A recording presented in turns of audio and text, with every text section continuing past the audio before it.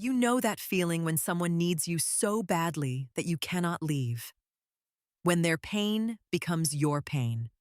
When you would rearrange your entire life to keep them stable. When their text at 2 in the morning pulls you from sleep and you do not even hesitate. You just respond. You tell yourself that is love. That is devotion. That is what real partnership looks like. But there is something your brain chemistry does not want you to notice. Neuroscientist James Fallon spent decades studying the brain scans of healthy people in love versus people trapped in what looks like love, but functions like addiction. The difference was not subtle. In genuine secure attachment, the brain shows balanced activation. The ventromedial prefrontal cortex lights up with the insula, creating what researchers call integrated empathy. You can feel someone else's pain without losing your own sense of self. Your nervous system stays regulated. You can say no. In codependency, something else happens.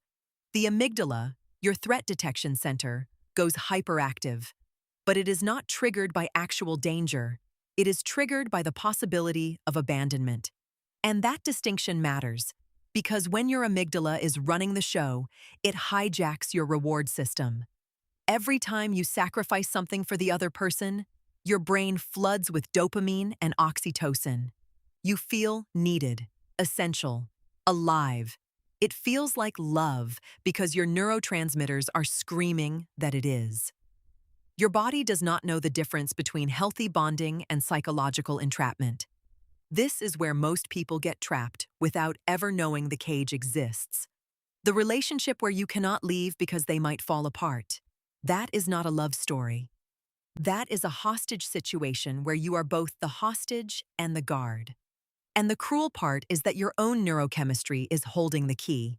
Codependency requires that someone else's emotional state become the primary source of your own emotional regulation.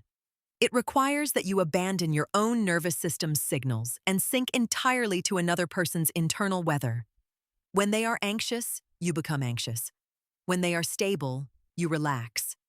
When they threaten to leave or spiral, your body treats it like a mortal threat. Your heart rate spikes, your cortisol floods. You will do anything to restore their equilibrium because your own nervous system is now literally dependent on theirs. This is not love. This is fusion.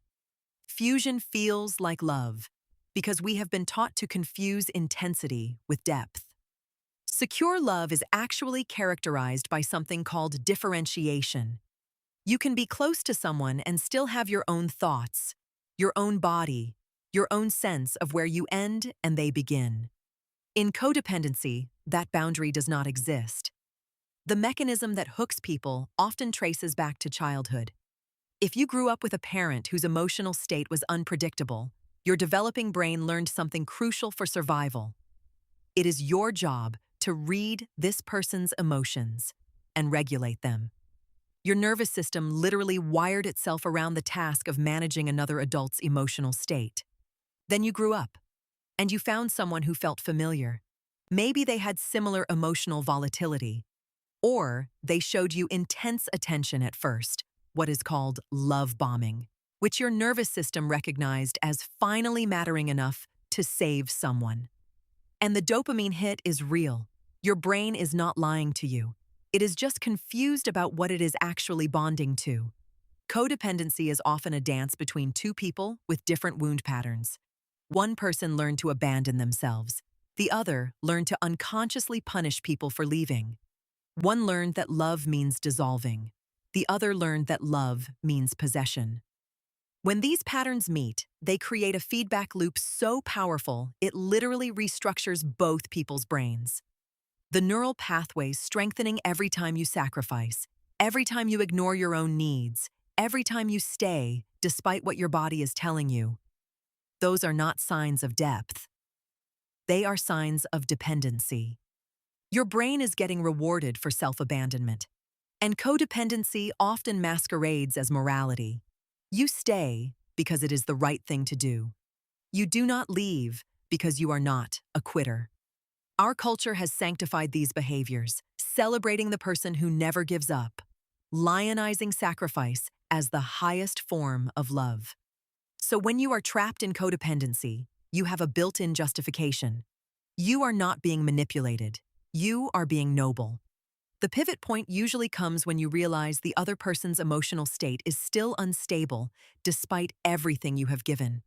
They are still anxious, still angry, still threatening to leave or punish you if you step out of line. If your sacrifice was actually healing them, you would see progress. But codependency does not heal the other person. It freezes both people in dysfunction.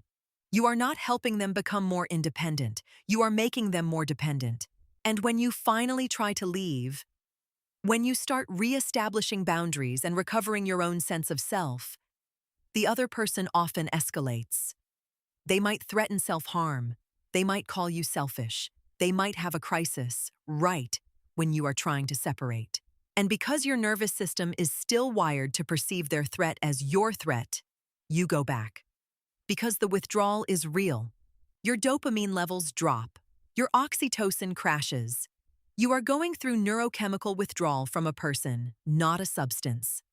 This is why leaving codependency is so hard.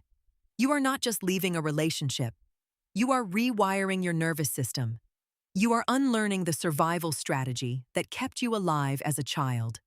The real question is whether you have mistaken responsibility for love. Whether the reason you cannot leave is not because you love them, but because you have never learned to love yourself with the same intensity you love the idea of being needed. True love does not require your disappearance. Remember, connect with yourself and others. Reflect on your experiences and choices. Repeat the process. Because growth is not a destination. It's a way of living. Subscribe and join a community of curious minds seeking wisdom, purpose, and a more meaningful life. Think deeply. Live intentionally. Grow continually.